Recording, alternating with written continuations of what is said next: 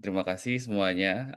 Nah, sesi yang seru banget ya dari siang ini sampai sore ini dan banyak insight-insight baru di kita yang memang fundamental dan banyak banget ya yang menjadi eh, pengetahuan baru untuk konseling ya, terutama untuk konseling pada pasien-pasien yang akan menjalani kontrasepsi. Nah, tadi alhamdulillah sesi ini sih memang kita mengundang para pakar semuanya dan juga ingin melihat kalau istilahnya zaman sekarang lihat POV ya. Jadi dari POV-nya dari Kemkes gimana, POV-nya dari Kemenduk Bangga itu seperti apa dan para ahli-ahlinya yang ada di sini untuk kontrasepsi itu berbicaranya atau insight-insight barunya apa. Dan kami melihat bahwa dari Kemkes itu memang alhamdulillah, jadi mereka memang menggunakan apa ya, menekankan sih untuk peran Kemkes di dalam layanan kontrasepsi ini. Pertama adalah menjamin kualitas layanan kontrasepsi, lalu kedua menetapkan standar layanan, lalu penguatan Fasiankes, peningkatan kompetensi sumber daya manusianya, penguatan manajemen program, dan yang penting nih pembiayaan layanan melalui JKN. Ini supaya teman-teman semua yang melakukan pelayanan itu dapat melayani dengan baik dan juga tepat sasaran. Lalu juga dari Kemenduk Bangga yang tadi disampaikan oleh Dr. Zamhir Setiawan, eh, dari sisi mereka itu mereka menekankan eh, peningkatan akses layanan kontrasepsi.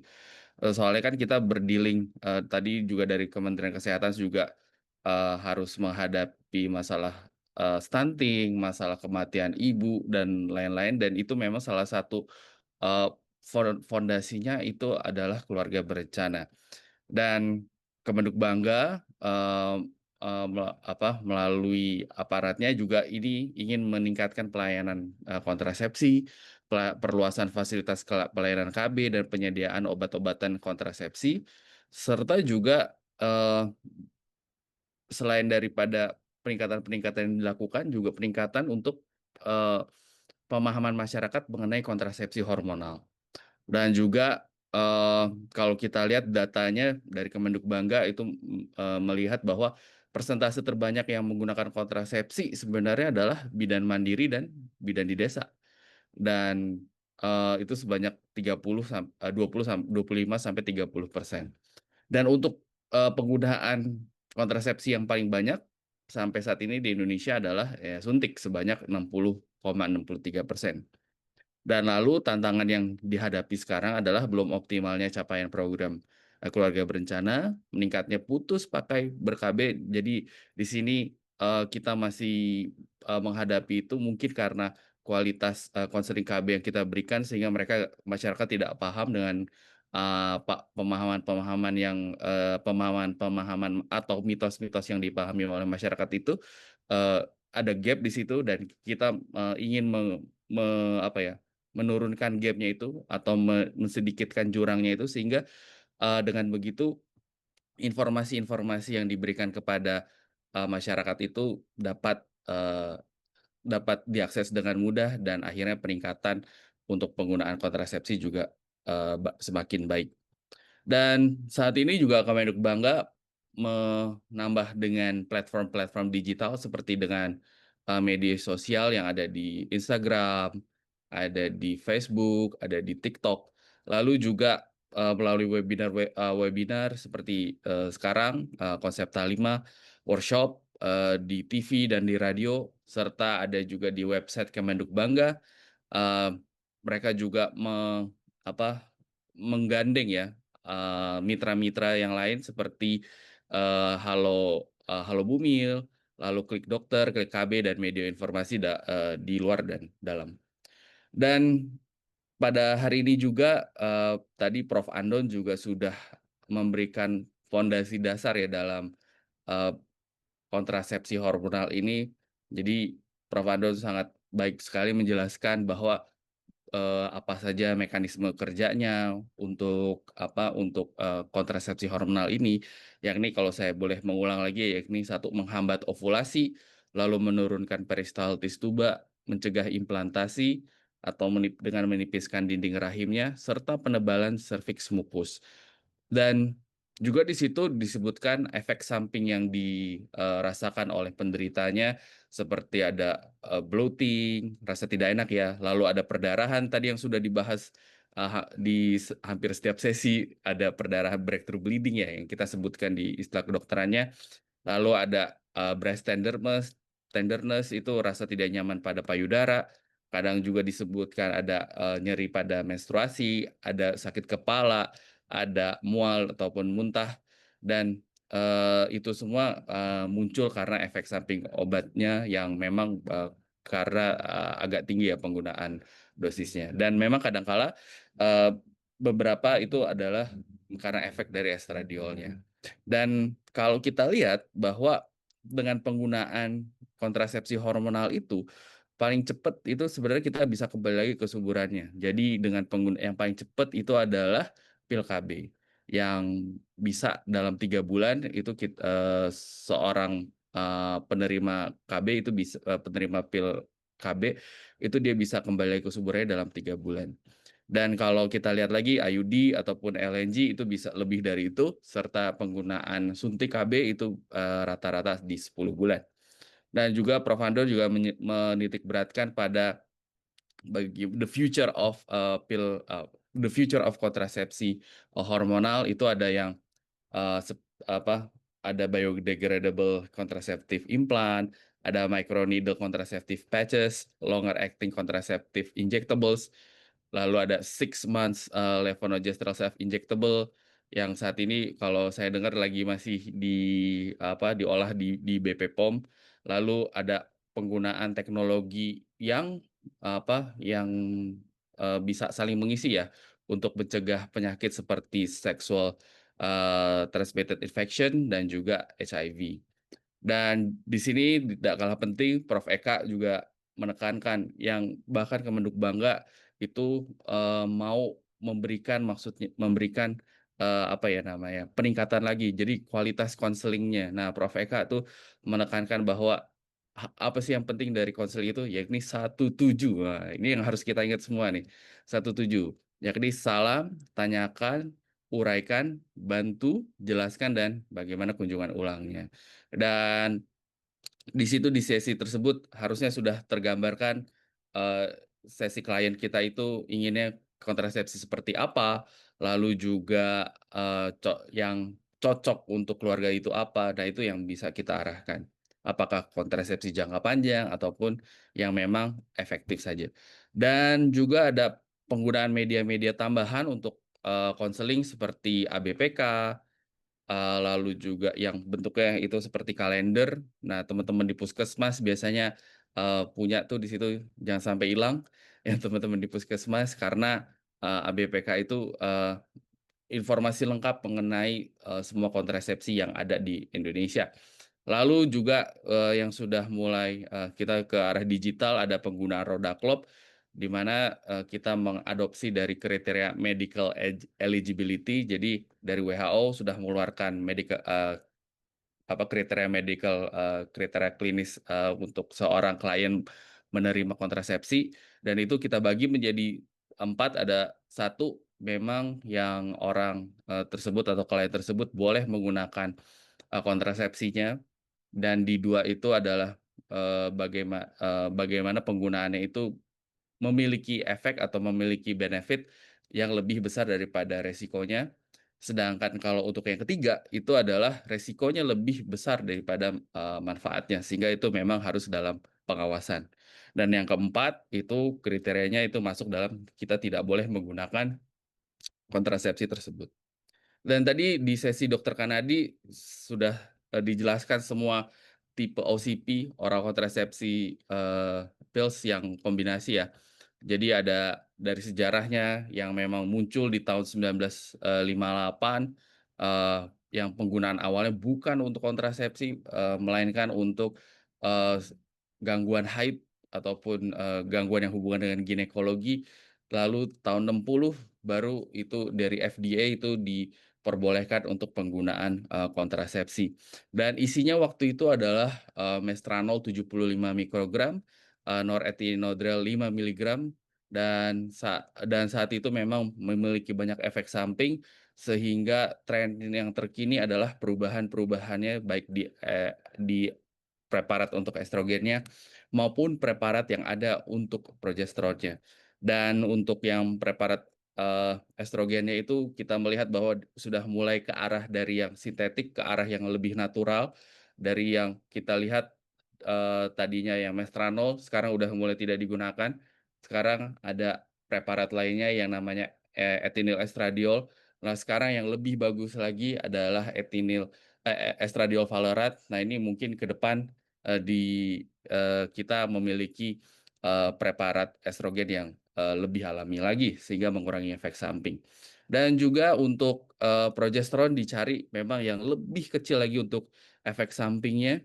Nah, itu tadi kalau kita lihat, pertama kali dari Enovit itu mengeluarkan norethienol, kita tahu bahwa dia adalah turunan dari testosteron, lalu setelah itu, efek sampingnya banyak, efek androgeniknya banyak, sehingga tadi ada disebutkan di, kuliahnya itu ada jerawat, ada bisa berkeringat berlebih, lalu juga ada payudara terasa nyeri, lalu juga ada peningkatan berat badan.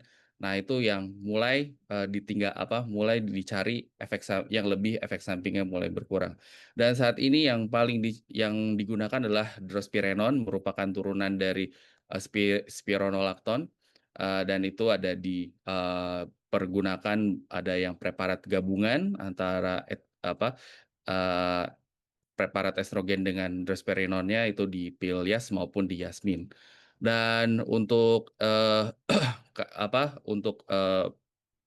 untuk penderita tertentu makanya dia harus dilihat bahwa ke depan nanti untuk OCP ini, bisa kita lihat dan ini untuk menguatkan penggunaan konselingnya, bila ada pasien yang menderita AUB, menstrual pain, premenstrual symptoms, dan memiliki efek estrogenik yang tinggi, lalu, ada efek mineral kortikoid dan hiperandrogenik. Jadi kita bisa memilih pil KB yang paling tepat untuk, pada pasien yang untuk, pil kombinasinya. Dan untuk tadi ada Dokter Ian dan Dokter Cepi yang menjelaskan tentang preparat, Progestin All in Pills dan juga, suntik dan memang, keunggulannya kalau untuk, suntik bisa cukup sekali aja tadi yang paling favorit, bisa gunakan 1 bulan, 2 bulan, bahkan 3 bulan, bisa 3 bulan, maka itu menjadi favorit untuk ibu-ibu mungkin. Jadi sehingga baliknya juga jarang-jarang dan sekarang, dengan adanya dengan adanya kontrasepsi suntik ini ada juga yang kombinasinya juga untuk mengurangi efek dari, eee, perdarahannya. Dan juga tadi pil progestin, kelemahannya jadi kita harus tiap hari dan memang penggunaannya, berbeda ya dengan OCP bahwa kalau lupa misalnya dengan penggunaan pil progestin, jangan lupa kalau OCP biasanya kalau kita mengingatkan pada dokter-dokter tergantung pada minggu-minggunya, bisa kalau sehari kita harus mengejar berapa, 2 hari berapa. Tapi kalau sekarang adalah pil progestin karena dia kerjanya adalah menghambat ovulasi tadi, lalu juga menghalangi peristaltik tuba, menipiskan dinding rahim dan menebalkan mukus. Nah, di situ kita harus lihat pada saat kapan itu penggunaan lupa untuk penggunaan, pil, progestin only-nya. Bahkan kadang kala kalau bila kita lupa di minggu kedua, itu kita harus menggunakan, bukan hanya pilnya saja, tapi menggabungkan antara, penggunaan, kontrasepsi lainnya mungkin seperti kondom. Dan juga tadi, untuk penggunaan, untuk pil ini juga untuk menyusui maupun untuk pil, darurat ya. Dan terakhir, di sesi terakhir adalah, penggunaan KB atau kontrasepsi hormonal jangka panjang, itu tadi dibawakan dengan sangat baik oleh Dokter Herbert dan Dokter Angga. Ini Dokter Herbert, menjelaskan tadi ada sejarahnya untuk, penggunaan implan yang memang dari awalnya penemuan tabung silastik ini silastik sehingga berkembang berkembang berkembang akhirnya bisa dipergunakan implan ini di manusia. Dan tahun 1986 eh, implan ini sudah beredar di Indonesia dan awalnya memang 6 batang, sekarang sudah menjadi 2 batang, dan sekarang kita ada di peralihan antara 2 batang menjadi dan 1 batang. Dan kalau dilihat tadi ada metode-metode untuk eee, memasukkan implannya. Jadi kalau implan itu isinya adalah levonorgestrel dan ada juga dari organon itu menggunakan etonogestrel dari eee yang ada preparatnya itu kita bisa menggunakan. Jadi ada berapa 3 metode ya. Yang pertama adalah dengan dorong dan dipatahkan untuk masukkan ke lengan, lalu juga ada yang diputar dan dipatahkan, ada yang hanya diputar saja sehingga, kontrasepsi implannya tersebut masuk ke dalam kulit. Dan juga ada pada, organon mengeluarkan, produknya ya Implanon NXT isinya adalah etonogestrel 68 miligram, yang memang efek dari androgeniknya tadi kalau dilihat di kuliahnya itu lebih, sedikit dibandingkan levonorgestrel. Dan, di situ Implanon itu menggunakan aplikator khusus. Dan terakhir tadi dari Dokter Priyanka, bagaimana penggunaan, levonorgestrel intrauterine system, eee, yang, selain daripada penggunaannya untuk, kontrasepsi juga digunakan untuk efek lainnya seperti, untuk endometriosis maupun hiperplasia endometrium.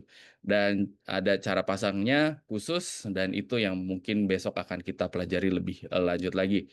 Dan untuk, besok kita akan, lebih dalam lagi berbicara mengenai konseling. Jadi kita akan mempraktekkan bagaimana cara konseling, kontrasepsi, dengan penggunaan ABPK, Rodaklop, dan bagaimana itu tepat sasaran kepada klien, dan juga bagaimana pemasangan IUD ya, IUD yang, ada, IUD maupun Mirena dan juga penggunaan, implan, kepada, model.